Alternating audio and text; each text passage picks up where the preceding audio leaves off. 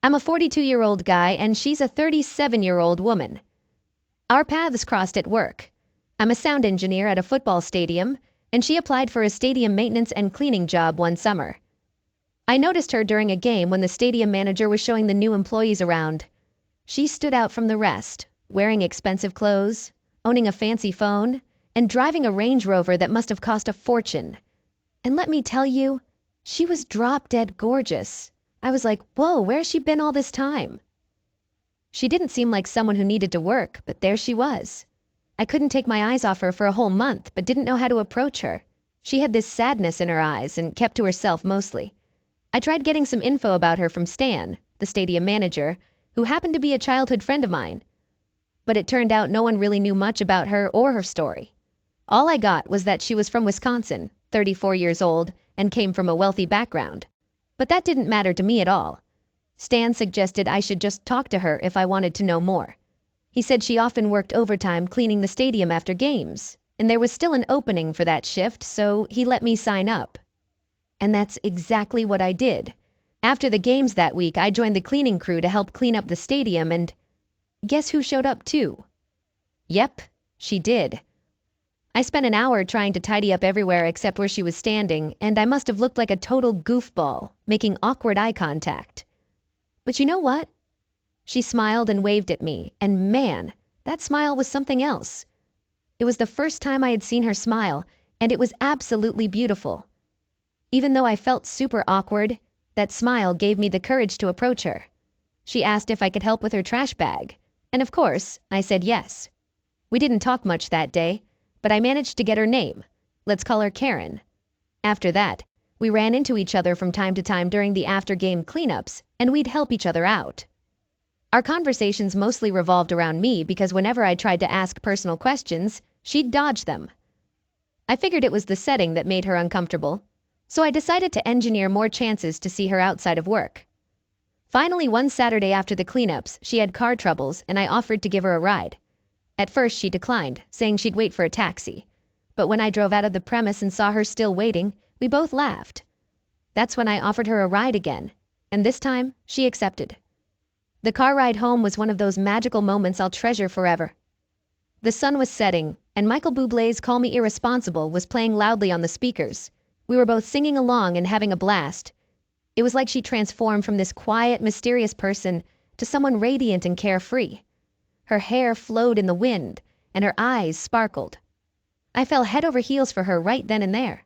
When I dropped her off, she thanked me for the ride, and I mustered up the courage to ask her out on a date. She looked at me for what felt like an eternity and then smiled and said yes. She said yes as a way of showing appreciation for the ride and how nice I had been to her. We went out for sushi a few days later, and the date started off a bit awkward. But after a couple of drinks, we both loosened up and started talking more. Turns out, we had a lot in common, like our love for seafood and the same type of wine. I asked her why she didn't talk much about herself, and she said she just didn't feel like it most of the time. It turned out that Karen's dad had a successful steel factory in Wisconsin. She grew up as an only child in a Jewish family, and it wasn't always the most fun experience for her, given the circumstances. Her dad was Jewish, but her mom had Jewish ancestry but wasn't. Her dad wasn't pleased with the guys she brought home so far. He disowned her twice and cut her off completely. That's why she needed a job at the stadium so she wouldn't rely on him for money.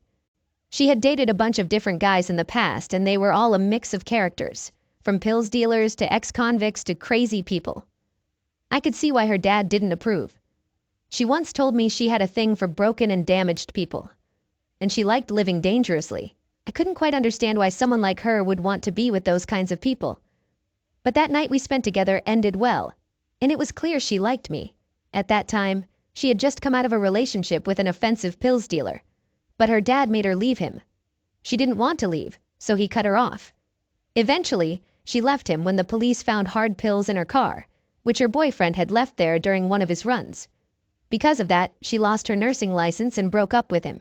For the next 6 months, she sent me mixed signals, sometimes pulling me close and other times pushing me away. It left me confused for a while, but I didn't lose hope. We flirted for over a year before I saw enough positive response to pursue her more seriously. She asked me to help her pack up her things for the move to a place not too far from mine. She was struggling with rent and cash, so she had to sell her Range Rover to afford the new place.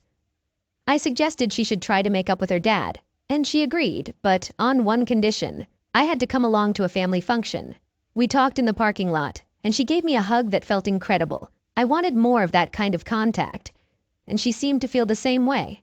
However, she kept herself distant for the next week, and our courtship seemed to take forever. After a few months, she invited me to go with her to Wisconsin for a family party. The drive was long, but we made it there. She introduced me to her mom and dad as her boyfriend, which surprised me, but I didn't mind. Her dad and I got along pretty well. He was a bit overprotective, but not too bad. We both bonded over being die-hard Met fans, which gave us a lot to talk about.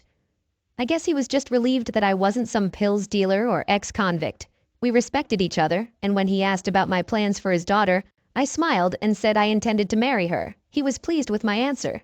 The dinner went well, and we drove back home.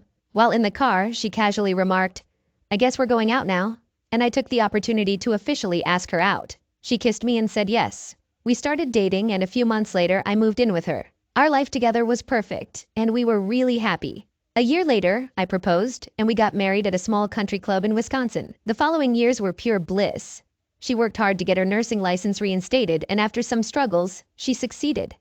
We had discussed starting a family, and life seemed great. However, as time went on, we started facing issues, especially related to money. She had grown up in a privileged environment, and though she claimed money wasn't important when we were dating, her spending habits said otherwise. She constantly bought expensive branded bags, and her parents always seemed to need money from her. It bothered me, and I tried talking to them about it. Her dad understood where I was coming from, but her mom didn't quite get it. We had a major fight when I confronted her parents about giving her money, and she got furious, accusing me of embarrassing her. From there, things went downhill as other bad habits started showing up. She became irresponsible, partying and staying out late like a college girl, drinking and having a blast whenever she could. Her dad's influence at the hospital where she worked gave her special treatment, so she showed up whenever she pleased. The chief nursing officer had complained about her countless times, warning that if she kept it up, she'd be fired. We fought a lot about her behavior. I tried to tell her that she was now a wife and soon to be a mother, and she needed to be responsible, but she'd just tell me to go to hell and that she was only accountable to herself. Eventually she did get fired, but it didn't seem to bother her at all. Her mom continued to spoil her, ignoring everything I said, claiming that Karen was delicate and not used to suffering, and I couldn't understand that. Some days she'd come home late, and on one occasion she didn't come home at all. I had to go out at 3 a.m. to look for her, and her friends were surprised she wasn't home as they had put her in a cab before leaving. Turns out she hailed a cab and went back to the club after her friends left, wanting to continue partying. When I got to the club, I saw her in the parking lot with a big guy in an inappropriate situation, and it drove me crazy with anger. I rushed at him, and we ended up in a scuffle, exchanging a few blows until the club security intervened. Thank goodness they did, because the guy had a knife, and he could have seriously hurt me with it. I got a few injuries in the process. Karen just watched and cried, begging us to stop. When we got home, I was furious and shaken. I couldn't handle the first aid for my wounds. I wanted her to leave, but she begged and promised to change.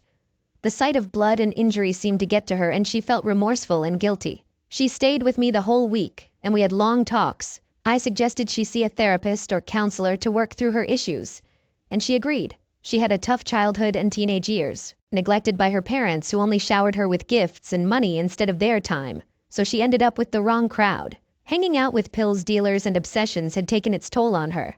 I took her to her first therapy session, and she felt better after talking to the therapist. I went with her to 3 more therapy sessions, and overall her mood improved, and she seemed to have more control now. I talked to her parents about her situation and what happened at the club the other day, and the fact that she started seeing a therapist. Her mom blamed everything on me, but her dad understood. She kept improving, quit smoking, came home early, and was thinking about going back to work. Things were good for a few weeks, but then she started slipping again. She'd be on her phone all day texting, and when I tried to talk to her, she'd say I was boring or annoying her. Whenever I brought up her phone use, she'd counter by saying I wanted her to stay home and go out less. We fought a lot, and I was getting fed up. One day I decided to surprise her and pick her up from her appointment.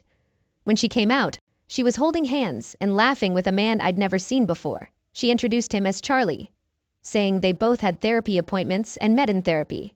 During the car ride home, I asked her about holding Charlie's hand like that, and she brushed it off, saying I didn't need to worry because Charlie wasn't straight.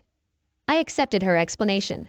Things were okay for a while, but one day she went to her therapist and I left for work. While I was at work, a buddy of mine who works as a sports camera operator called me and asked about Karen. He seemed a bit odd and asked where she was. I told him she was at her therapist's office. He said he had a video to show me and didn't want me to freak out, but it was already too late as I was already freaking out.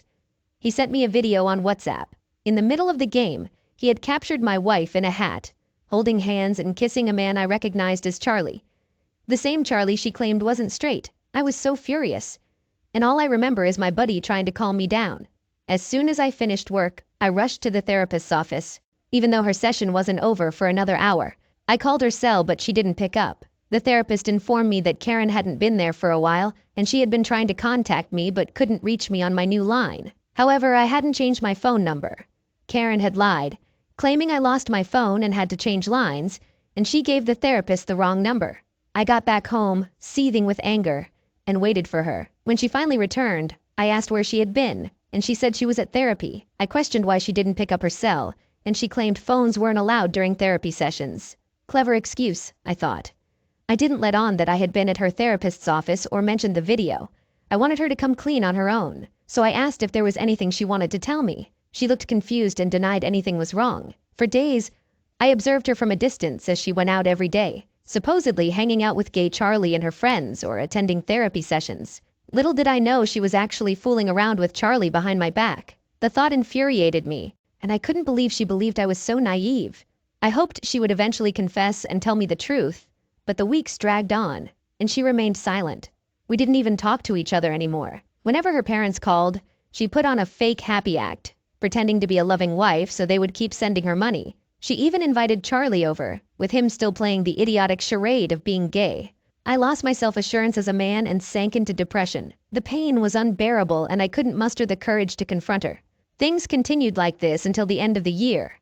On New Year's Day, I asked her again if she had anything to confess, but her response remained the same. The family Passover dinner was approaching in April, and I had given her plenty of time to come clean and tell me the truth. In the meantime, I hired a private investigator to gather all the evidence I needed for what I was about to do. Then, I consulted a lawyer and had him prepare the divorce papers. The PI spent weeks collecting photos and videos of them together, holding hands in public, entering their favorite hotel, and even making out in a car. I compiled all the evidence on a flash drive. On the first day of Passover, her family gathered for a big dinner, or Seder, as it's known in Judaism. Everyone came together to eat, exchange gifts, and enjoy each other's company. We arrived late, and an argument erupted over her insistence that I wear an expensive suit she had bought for me. I tried to reason that my regular suits were just fine, but she accused me of acting weird and being annoying. I struggled to keep my composure. She claimed I would embarrass her in front of her family and especially her mother. Finally, we arrived at the dinner,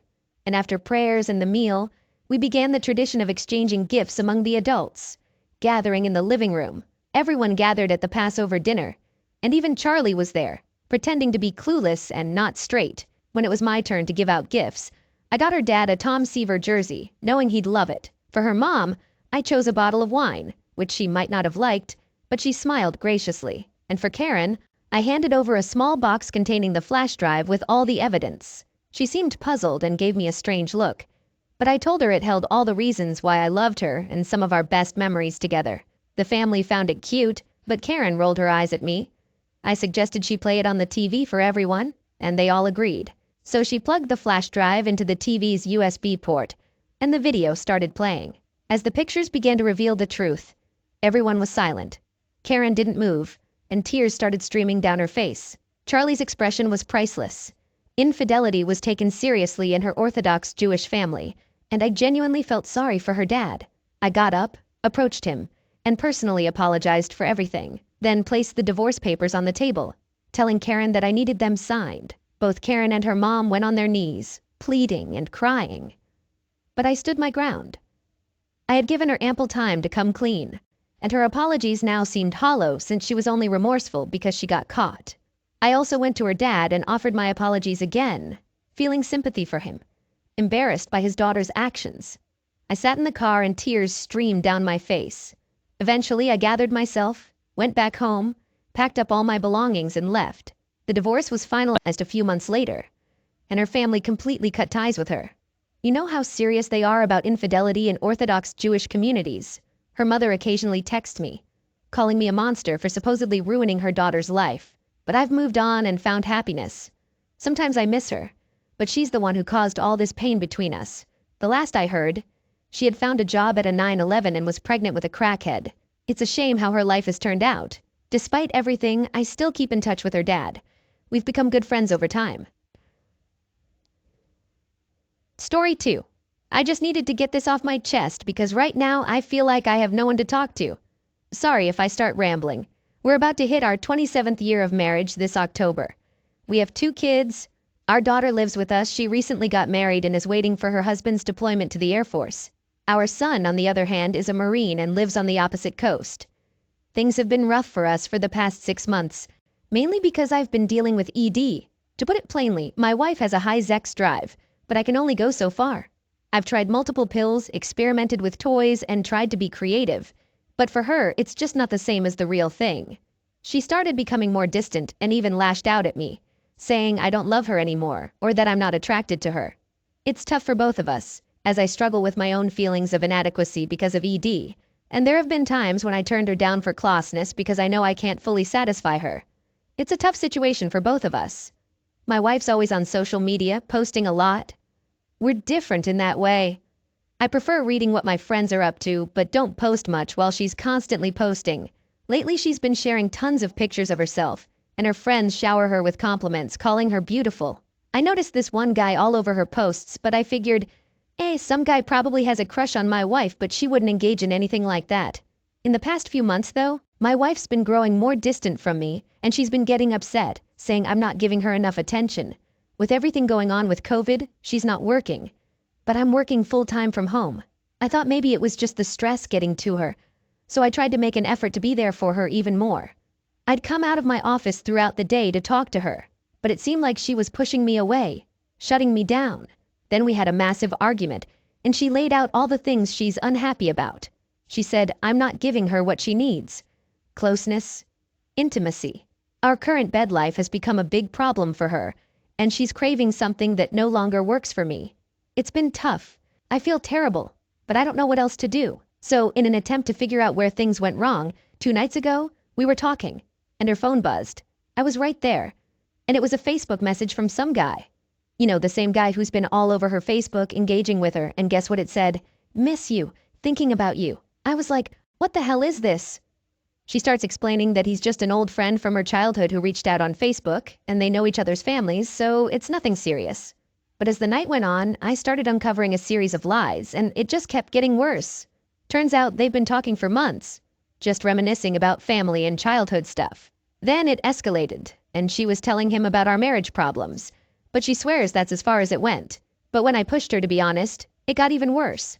They were exchanging fantasies about what they'd do to each other. She broke down, saying she was just craving sex so badly. But here's the thing. We do have closeness, but it's not the full deal. We do what we can without penetration because of my issues. Then she tells me she has to go out. She needs to think about all of this. I almost lost it and pleaded for her not to leave, but I held back. It's a mess. I thought she might be calling a friend. A girlfriend, you know? Then it hit me. What are the chances she's actually talking to that guy? So, in kind of a crap move, I went on Verizon's site and checked her phone logs. Bingo! There was a 30-minute call with a number right after she left. I got worried and started digging around to find out who it was. It was getting late and I was freaking out about why she wasn't coming back. I texted her a few times, but she didn't reply. Finally, around 2 a.m., I got a text saying she's coming home. When she got back, I asked her what she did. She told me she went to see one of her girlfriends, and I asked who she called. She said she called her girlfriend, but I knew her friend's number because our families are friends. So I told her, I know you made another call. She looked shocked, and I said, just tell the truth. That's when it all started pouring out. Throughout the night and into the morning, she finally came clean. She admitted they hadn't had sex yet, but they were planning to, and she said it was definitely going to happen. I asked her over and over if it was going to stop, if she was still committed to us. Every time I asked her, I got vague answers. She's confused and lost, she said.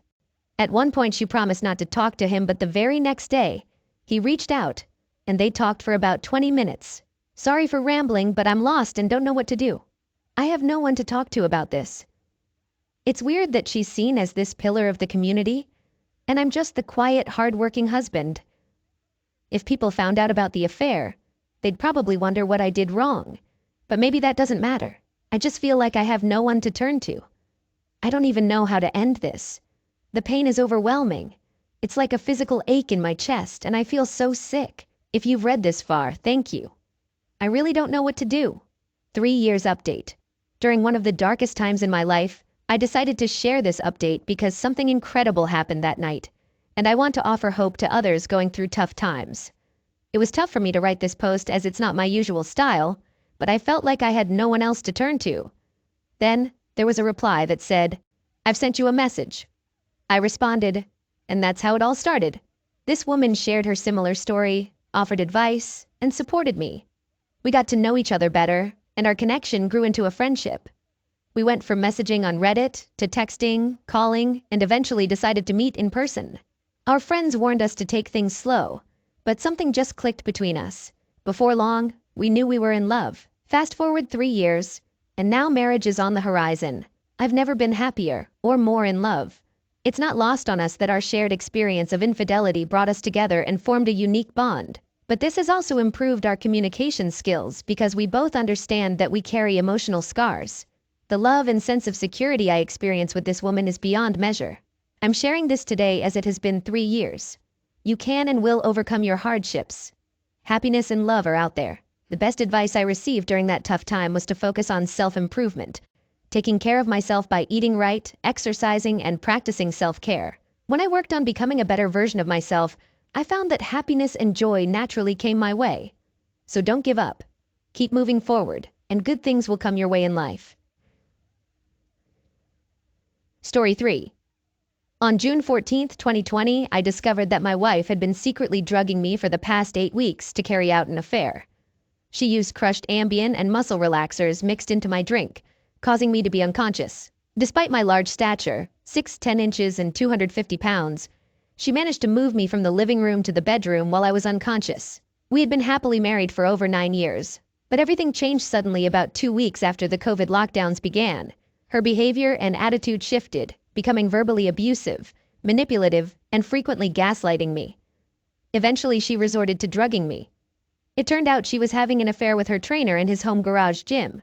During that time, she even asked me twice about collecting life insurance in case something happened to me. After I caught her and obtained a restraining order, my mom passed away a few months later.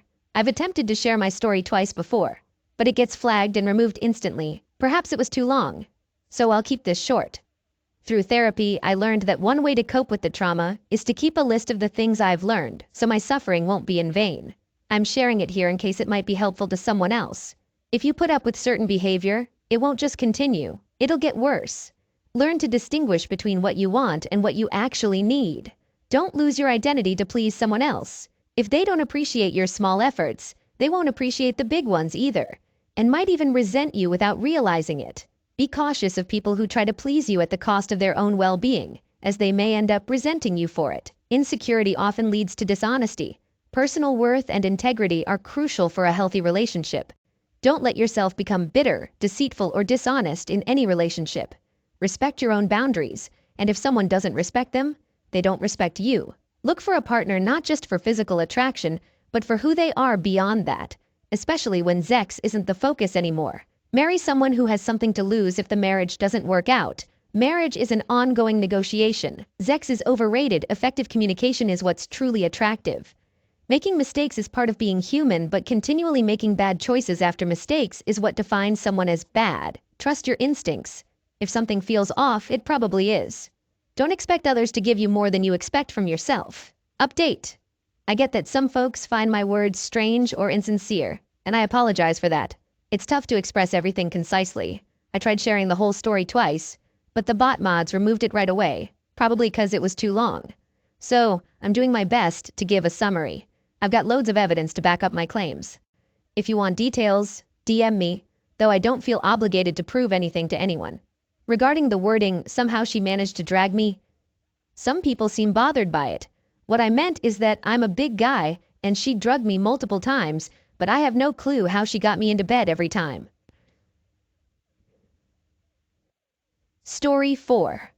My wife and I have been together for a solid 10 years, married for 8, and now we're raising 2 adorable kids together. She's the love of my life, and I can't picture myself with anyone else. Things started to change about 3 years into our marriage when she began showing a strong attraction to Asian characters in the shows and movies we watched together during our weekly movie nights.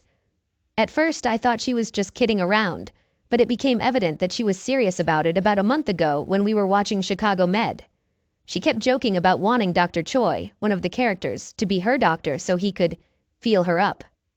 I laughed it off initially, but things got a bit uncomfortable when she insisted we stop watching the show after Dr. Choi got involved with another doctor. Looking back now, I've noticed that she's always been drawn to Asian men throughout our entire relationship. For the past few years, she's been obsessed with those K-pop stars, talking about how she'd rather be with guys like Eric Mun and Jimin instead of me. She even made comments about our babies not being as cute because they're not Asian.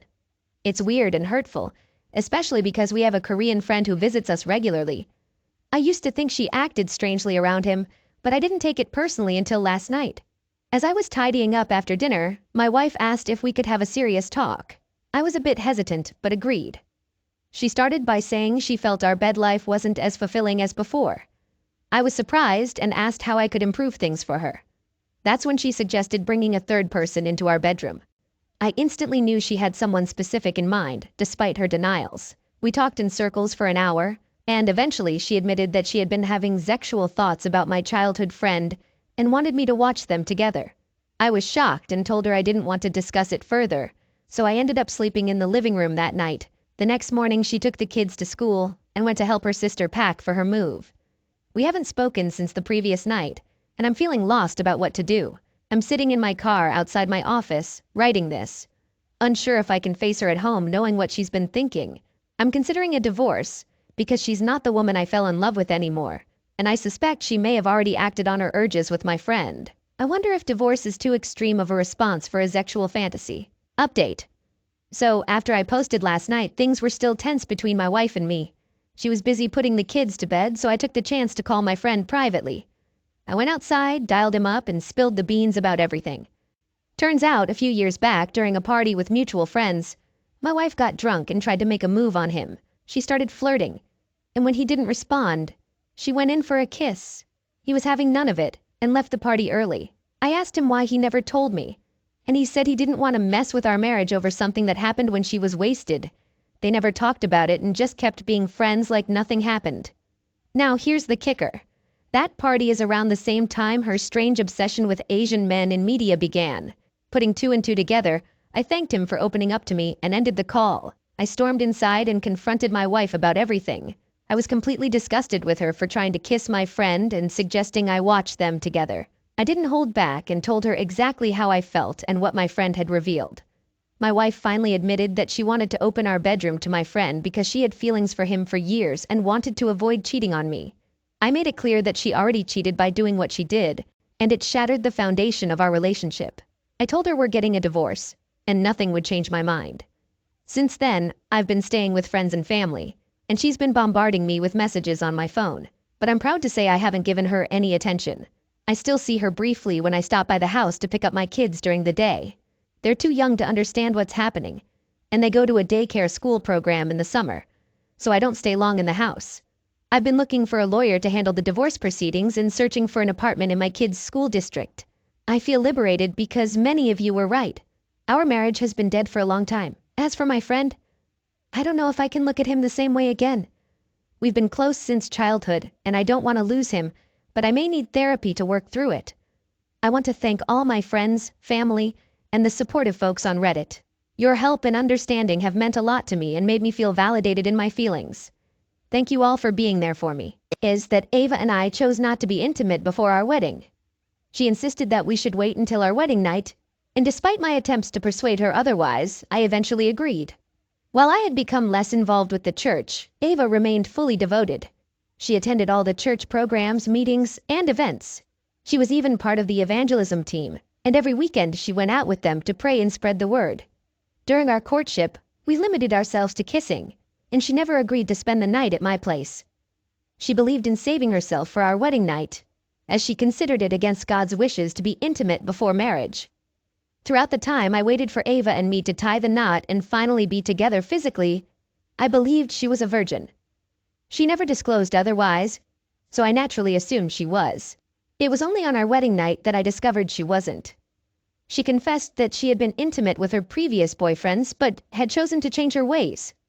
It took me some time to overcome the disappointment, and I tried my best not to let it affect our new marriage. Apart from discovering that she had previous relationships, which she hadn't shared with me, Ava was a loving partner. She treated me with respect and kindness. Her presence had a comforting and lively vibe, and she warmly welcomed both acquaintances and strangers. My job involved working as a driver for a logistics company, while Ava chose to be a stay-at-home wife so she could dedicate more time to her religious activities. Despite my modest income, I did my best to make ends meet. Aside from my earnings, Ava received a stipend from the church for her charitable work, which she used to cover her personal expenses. After our marriage, I anticipated that Ava's commitment to the church might diminish, allowing us to focus more on building our family. I didn't mind her staying at home, but I expected that we would have quality time together. However, that didn't happen. She attended church almost daily, either for midweek services, departmental meetings, evangelism, or other church-related activities. Frequently, this meant we couldn't spend quality time together because she was out at church almost every evening. When she returned home in the evenings, she would simply have dinner and head to bed. On weekends, Ava left the house in the morning for various meetings, charity events, or other church commitments. She would return briefly in the afternoon before going out again and returning late at night. I expressed my concerns about her excessive involvement in the church and the lack of time we spent together. However, her response was always the same. I should have understood what I was getting into when I proposed to her. This was her consistent reply, and she would leave whenever she said it. My complaints often escalated into arguments, leading to periods of silence between us lasting 2 to 3 days. Before our marriage, we discussed the topic of having children and agreed to wait at least a year after getting married before starting a family. We felt that, given our somewhat distant relationship during our dating phase, the first year of marriage would be a valuable opportunity to strengthen our connection. However, this plan didn't unfold as expected. Within that first year, Ava underwent a significant transformation. She seemed like a completely different person from the Ava I knew during our dating period, and this wasn't what I had envisioned for our married life. Our main source of contention revolved around her unwavering commitment to attending church, which created a divide in our marriage. Despite my repeated complaints, she remained steadfast in her church activities. Due to the nature of my job, I couldn't accompany her to midweek services and other church programs. And even when I had the opportunity, I preferred to spend my time differently. Whenever I voiced my concerns, she portrayed me as if I were against her faith, which wasn't the case. I was simply trying to convey the importance of balancing her religious commitments with our relationship. After a year had passed and we still hadn't started a family, I broached the subject with her. However, she didn't seem interested in discussing it. She straightforwardly told me that she was preoccupied with her religious duties, implying that I should support her rather than focusing on having children. At that point, I was exhausted from her behavior, so I decided to confide in her parents. I shared everything about Ava's actions, including how she neglected me, our home, and her responsibilities as a wife. When her parents heard about her actions, they were taken aback by her behavior. A few days after I had spoken to her parents, Ava confronted me, and she was furious. She went as far as insulting me and using hurtful names after I reported her actions to her parents. Reflecting on this story now, I regret not walking away when her behavior and neglect first began. I pondered that choice many times. But due to my love for her, I chose to overlook her mistreatment, brushed aside her neglect, and persisted in trying to salvage our relationship. Despite Ava's shifting demeanor and her prioritization of her religious duties over our relationship, I still held a deep affection for her and continued to treat her with love. I took on most of the household chores because she was rarely present to tend to our home. I handled cooking, laundry, grocery shopping, and all other domestic responsibilities. We continued in this manner for another year until she became pregnant at the end of the second year. Ava's announcement of her pregnancy brought me immense joy. I knew that as her pregnancy progressed, she would reduce her church attendance, and that's precisely what occurred. In the early stages of her pregnancy, she remained active in attending church, but by her second trimester, she started staying home. One of the reasons for her reduced church attendance was her pregnancy's complications, which prompted her doctor to advise against strenuous activities. With Ava no longer able to attend church activities regularly, her fellow church members began visiting her instead. They would visit as a group on some days, while individual members would visit on other days. Almost every time they came to see Ava, they brought gifts, fruits, and other items to satisfy her cravings. Their outpouring of love and concern didn't surprise me, given Ava's unwavering dedication to her church. Many families had known her since childhood and treated her like their own daughter. In addition to regular church member visits, our church pastor also came to our house every week. He was the one who brought fruits and other items for Ava. I noticed that whenever our church pastor visited, Ava would have a radiant and excited expression on her face. Although I didn't think much of it at the time. Many times I would arrive home from work in the evening to find his car parked in our driveway. Occasionally I'd leave them at home while I ran errands or took care of things outside. I didn't think much of it because he was our pastor, and I trusted that Ava wouldn't engage in anything that went against our faith. Our pastor continued to visit our home for weeks, regularly bringing items for Ava. I maintained my job as a driver for a logistics company and took on an evening side job. With Ava's pregnancy, there were increased demands and changes at home. I had to be extremely supportive and attend to her needs, even on sleepless nights. It took a toll on me, but I knew it was essential for her to get enough rest. During our pastor's visits, one noticeable thing was the substantial amount of money he would give Ava. When this happened repeatedly, I started questioning Ava. It didn't sit right with me that her pastor was giving her such a significant sum of money each week. Ava initially brushed it off, saying he was just being generous and helping her as he would anyone else. However, after several arguments, she promised to stop accepting money from him. I wanted to believe her explanation about the pastor helping her like he would anyone else. But I had an uneasy feeling about it. As the pastor's visits continued, I grew increasingly uncomfortable. Their relationship seemed to be growing closer, and I suspected they were discussing matters behind my back. I distinctly remember one afternoon when the pastor visited, and I offered to make fresh juice for him. I left them in the living room and overheard them whispering about something from the hallway. However, as soon as I entered the living room, they pretended to engage in normal conversation at regular volumes. On another occasion, when I got back home from work, our pastor promptly left upon my arrival. It felt awkward, and my instincts kept signaling that something was amiss.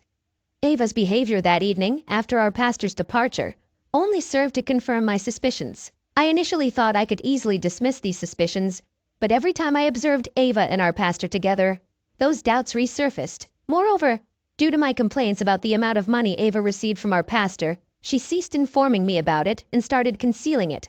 I wouldn't have been aware that she was still receiving money from him if I hadn't decided to tidy up one of our clothing drawers one day. Upon stumbling upon the stash of money, I was taken aback.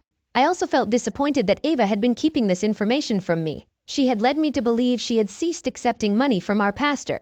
Initially, I contemplated confronting her regarding the money, but I recognized that it might jeopardize my chances of uncovering the truth about their relationship. I had witnessed our pastor praying for her and the baby on numerous occasions, and she claimed that was the primary reason for his frequent visits to our home. I wanted to capture our impending conversation, so I discreetly activated my phone's camera. Jenny seemed taken aback to find me home so early and was further startled to see the pistol by my side.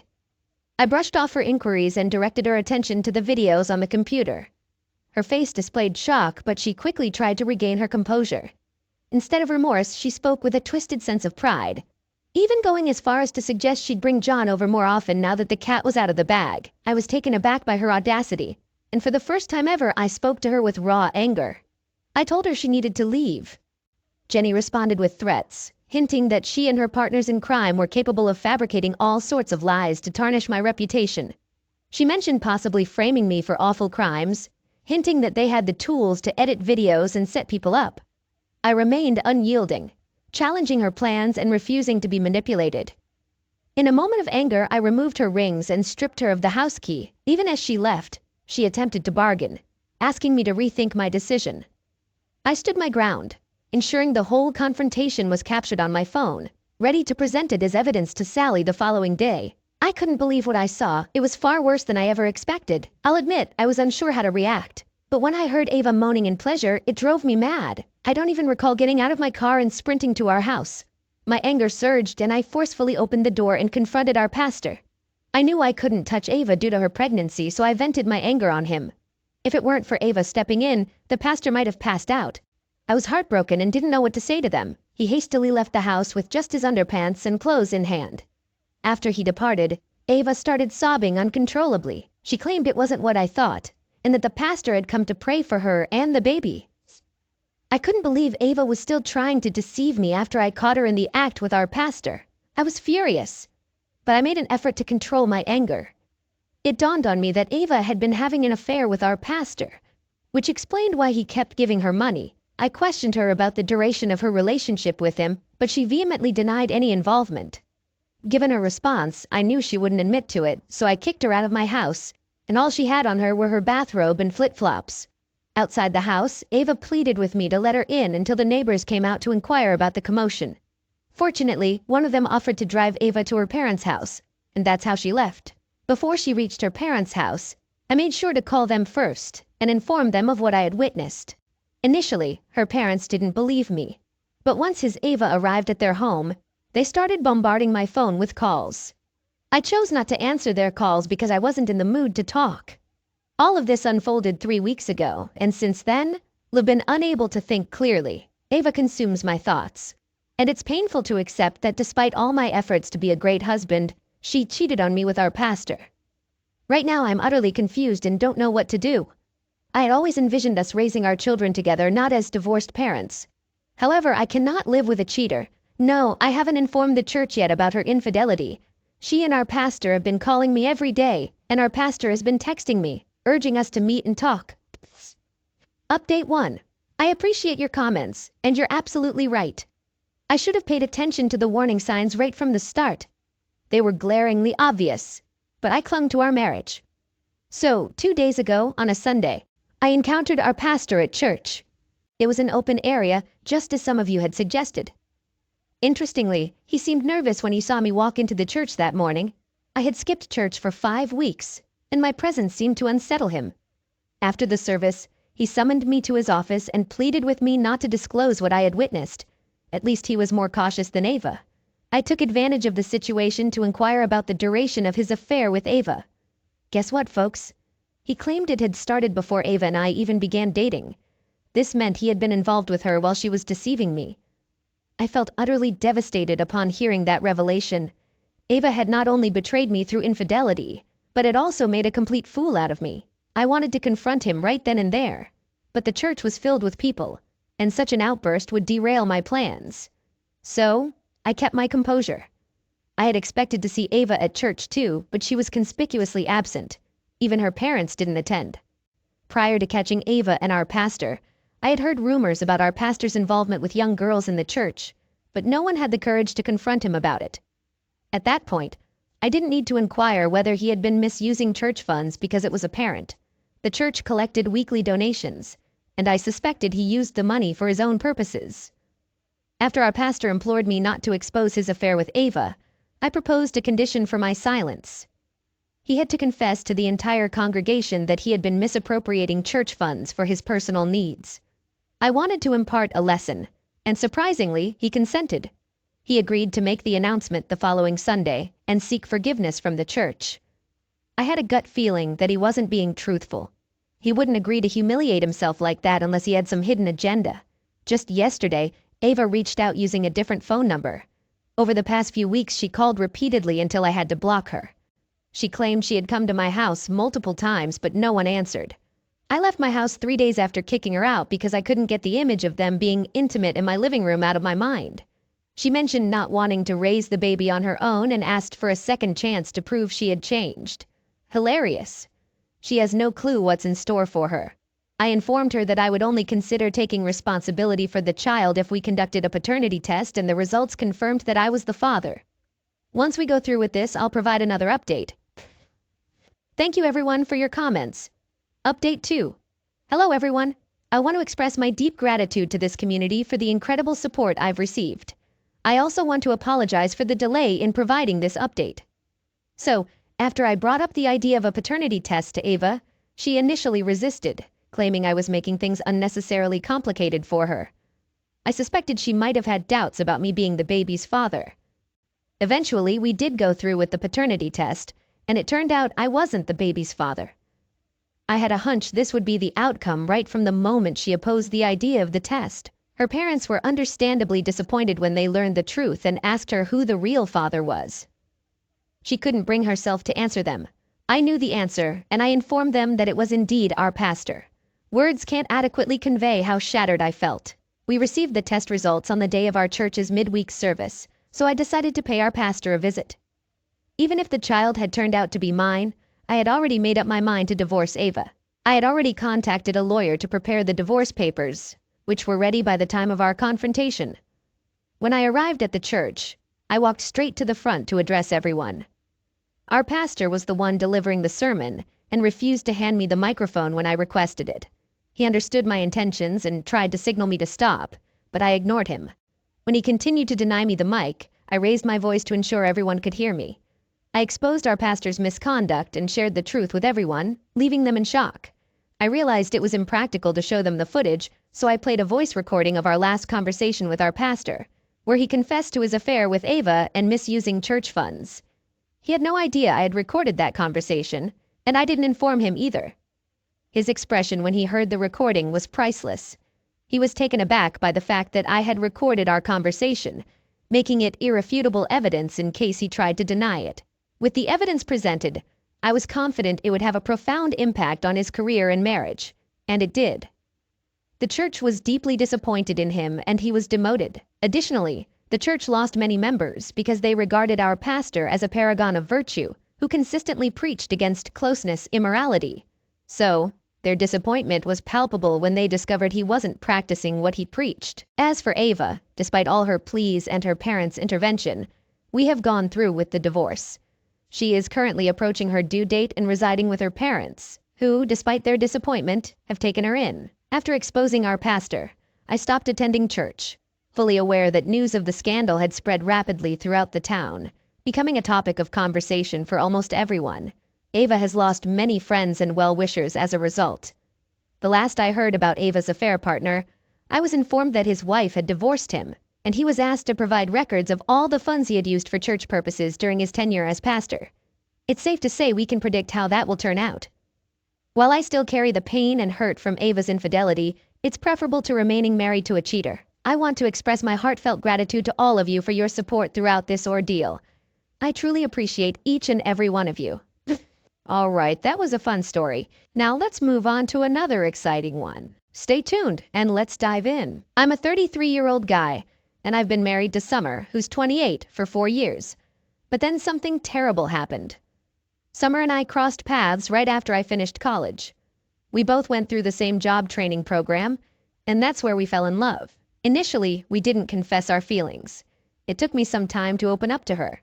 The truth is, I didn't want to rush into things because I'd just gotten out of a really bad relationship, and I didn't want to repeat that mistake. Eventually, we got closer and we both admitted we were into each other.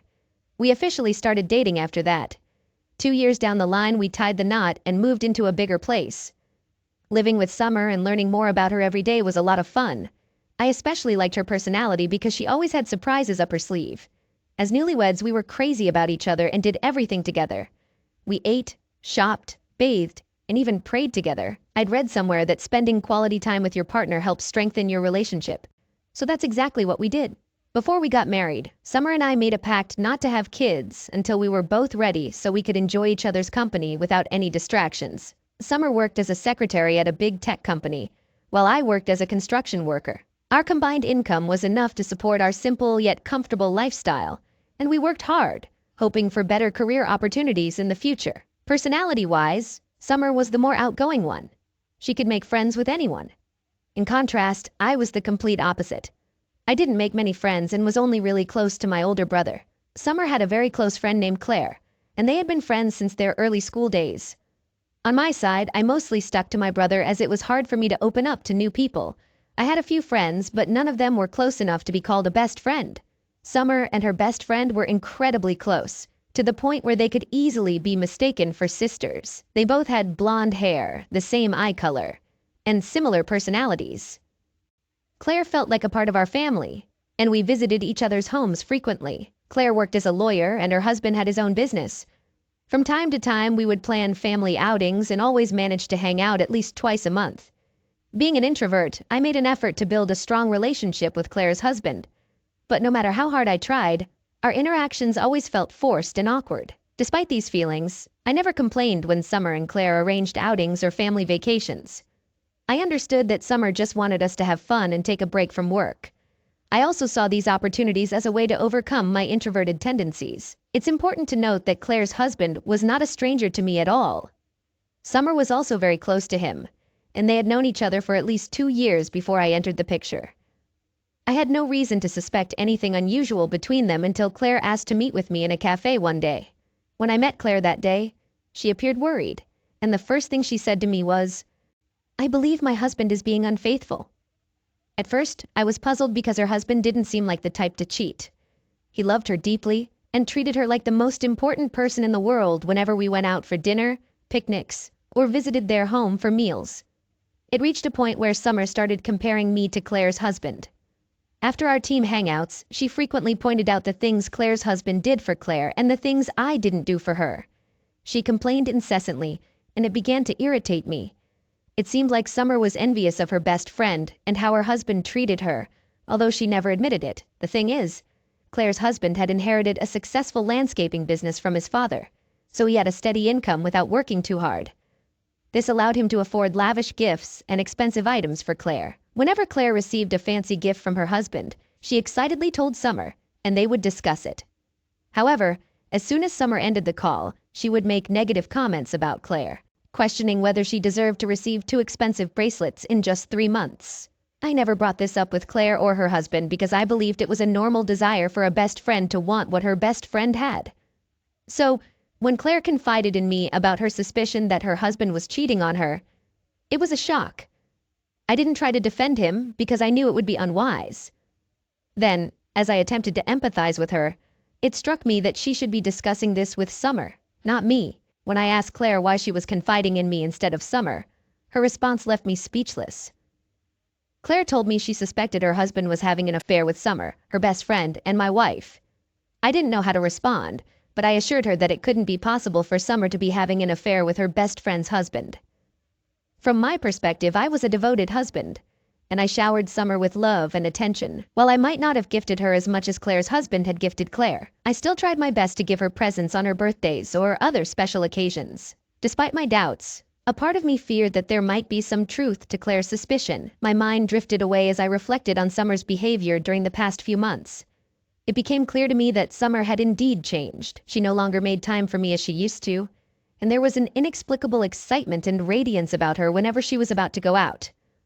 Summer had also grown distant, and even when we shared the same room, it felt like she wasn't really there. Our conversations felt forced, and she had lost her usual sense of humor, even when I tried to crack jokes. At the time, I thought it might be a passing phase, but I was mistaken. In addition to these changes, Summer had recently updated her wardrobe with tighter and more revealing clothing. She wore these outfits both to work and whenever she went out, making her appear much younger and more alluring. I wasn't the type to criticize my wife's choice of clothing, so I never raised any objections. Little did I know that Summer had been wearing these seductive dresses to attract her best friend's husband.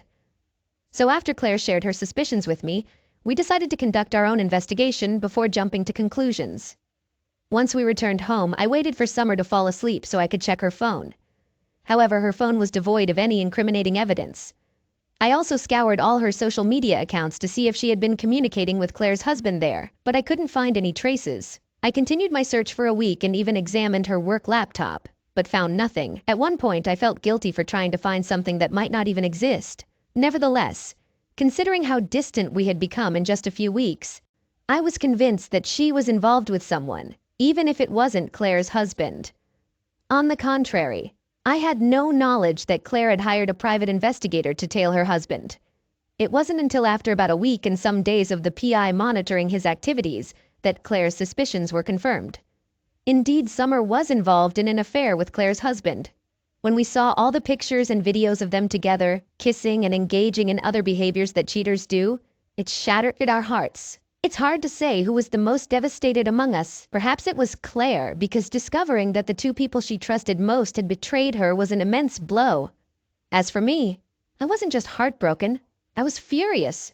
It was painful to realize that all my sacrifices were on the verge of being in vain due to a wife who couldn't find contentment. She always had her eyes on everything Claire's husband did for Claire, and in the end, She betrayed her best friend and wrecked 2 marriages. Once Claire shared all the evidence with me, I made an effort to remain composed.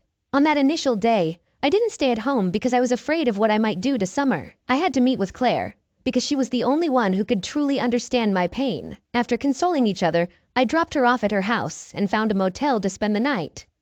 Ironically, I still couldn't sleep because I was deeply wounded. Thoughts of Claire's husband being involved with my wife haunted me.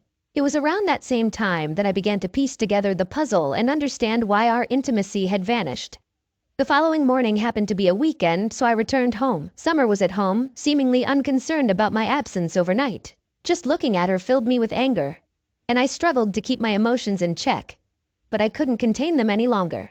I felt the need to confront her about the situation. When I mentioned hearing rumors about her involvement with Claire's husband, she went still and asked, "How did you find out?" My expectation was for her to deny everything, and she didn't deviate from that script. She tried to convince me it was absurd to believe she would betray her best friend or cheat on me. She appeared so convincing that I might have believed her if I hadn't seen the evidence gathered by the private investigator. However, I couldn't help but chuckle at her obliviousness, and I promptly took out my phone, displaying all the pictures and videos Claire had forwarded to me. Summer's demeanor changed in an instant, and she contended that someone was attempting to frame her, insisting that the videos and pictures weren't what they appeared to be.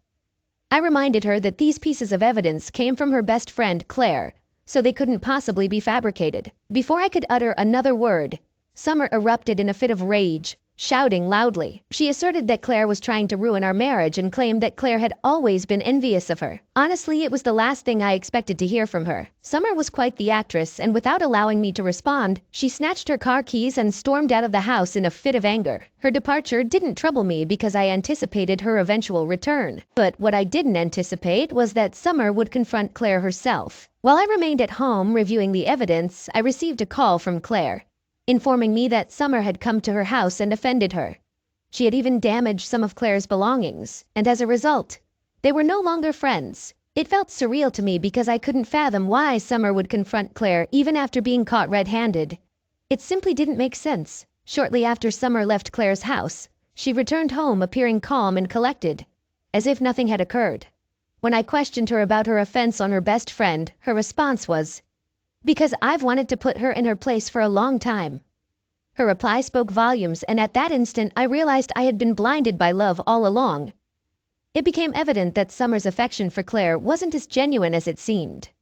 She had secretly harbored bitterness towards her friend's success, and had been pretending all along. Later that evening, when I visited Claire at the hospital, I was shocked by the extent of the harm inflicted by Summer on her longtime best friend. Between the two of them, Summer had always been the more unpredictable, while Claire tended to be peaceful.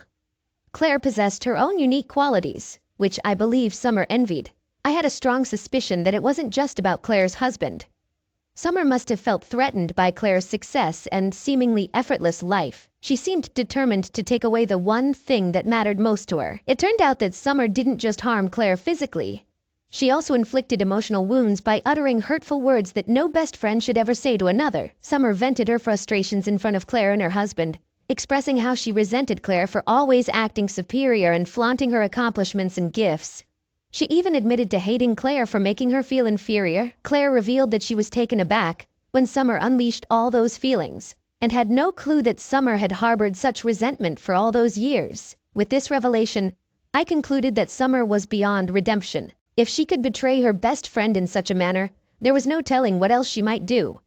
She had shown herself capable of extreme actions, even bordering on cold-blooded cruelty, and I couldn't envision a future with a woman like that. Never. Interestingly, after her affair with Claire's husband was exposed, she attempted to reconcile with me. Although I've informed her about consulting a divorce lawyer, I haven't initiated the paperwork yet.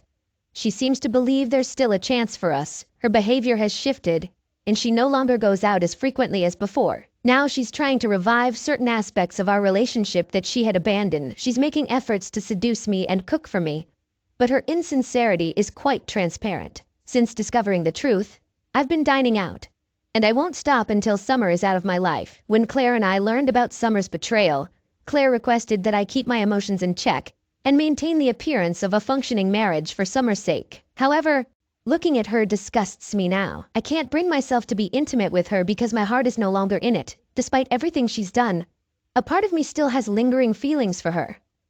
What should I do? Even if we were to reconcile in the future, I fear she'd cheat on me again. We've only been married for 4 years, and she's already been unfaithful. At the same time, I wish I could simply kick her out of my house and toss her belongings onto the lawn, exposing her infidelity to the neighbors. On a different note, Claire officially divorced her husband last week, and Summer has been subtly implying that Claire wasn't a suitable match for her husband. She still believes I bought into her lies about Claire plotting against her, which is quite amusing. She assumes our marriage will return to normal, but she's mistaken.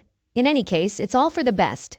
Claire has something in store for Summer, and I can't wait to witness her reaction. Most importantly, I'm eagerly anticipating the day I can kick this unfaithful woman out of my house. Update 1. While awaiting Claire's signal, I relocated to a hotel because I couldn't stand the sight of Summer. She repulsed me. In the meantime, Claire has fully recovered from the injuries sustained during her altercation with Summer. She has taken legal action against Summer, suing her for alimony and offense. When Summer was served with the legal papers, she angrily showed up at my workplace, unaware that I had moved to a hotel. She vehemently refused to pay alimony to Claire, claiming that Claire had initiated the fight and she had merely defended herself. I knew this was a lie because when she returned from Claire's house that day, she mentioned something about putting Claire in her place, which didn't sound like self-defense. I informed her that it was no longer my concern. She had created this situation for herself and now had to face the consequences. To make a long story short, Claire had the upper hand in court, and the verdict favored her. The court ordered Summer to pay the alimony and imposed an additional fine for offending Claire in her own home. While I wasn't present for the court proceedings, Claire kept me informed. On the day I returned home, I finally carried out the task I had been longing to do. When Summer saw me, she immediately assumed the role of the victim. I chose to distance myself from her and let her deal with the consequences of her actions. She had the audacity to label me as the worst husband because I didn't support her. She believed I should have sided with her in stalking Claire. When she fell silent, I told her that husbands are meant to support loyal and faithful wives, not cheating individuals like her. What irritated me even more was her attempt to feign innocence and ask me what I meant by that. Seeing that false innocence on her face infuriated me further, and I began to shout at her. I informed her that I was aware of her affair with her best friend's husband, although I had to act as if I didn't know, so she could experience the pain of shattered hope. While speaking, I presented the divorce papers and requested her signature. Upon seeing the papers, she dropped to her knees and pleaded with me. She claimed she had lost everything and couldn't bear losing me. I responded that it was already too late and proceeded to carry out my plan of tossing her belongings onto the front lawn, just as I had envisioned. To my surprise, I witnessed Summer crying and chasing after me inside the house, which was quite unexpected. Nevertheless, I followed through with my decision and ensured that I removed all her possessions, scattering them across the lawn. All of these events unfolded last week, and since then, she has been persistently calling me, leaving numerous voicemails, and sending multiple messages daily on all our shared social media platforms. She even took the step of contacting my older brother to intervene on her behalf, but I requested that he block her, and he complied. I will provide another update once she signs the divorce papers. Update 2. Hello everyone. For those wondering if I felt a sense of satisfaction when I evicted Summer from my home, the answer is yes. It felt like a heavy weight had been lifted from my shoulders, and I wish I could repeat the act. I asked Summer to leave my house last month. On her last visit, she unexpectedly found Claire with me, which greatly upset her. I know she never expected to see Claire there, and it wasn't a pleasant sight for her. She was also surprised to discover that Claire and I had become close friends while she was experiencing pain and misery elsewhere. Here's an interesting tidbit. After I kicked Summer out of my house, she attempted to return to her mother's house. However, when her mother learned about her betrayal of her best friend and infidelity to me, she disowned her and also expelled her from the house. I won't deny that I took some satisfaction in Summer's reaction when she encountered Claire at my house. I relished the look of defeat on her face when Claire answered the door. We didn't allow her inside because she brought negative energy with her. Perhaps if I hadn't intervened, she might have offended Claire on my property. I sternly warned her that if she ever showed up at my house again, I would have her arrested. Initially, she didn't leave immediately. She stayed and caused a scene, accusing me of cheating on her with Claire. When Claire heard this accusation, she reacted with anger and shouted at Summer, stating that she wasn't a backstabbing person like her, and would never betray her best friend by getting involved with her husband. We hoped that after exchanging words, Summer would leave in shame. However, despite everything Claire and I said to her that day, she remained on the porch and continued to argue. Her behavior escalated to the point where it disturbed the peace in the neighborhood, and neighbors began to come outside. At that juncture, I had no choice but to call the police, and she was subsequently arrested. I'm delighted to announce that Summer and I are now divorced. As for Summer, she is completely out of my life. She lost everything: her husband, her best friend, her financial stability, and even her mother's support. To make matters worse, Claire's husband ended their relationship after their affair came to light. I'm sure she's somewhere filled with regret. She got what she deserved. I'm grateful to be part of such an incredible community.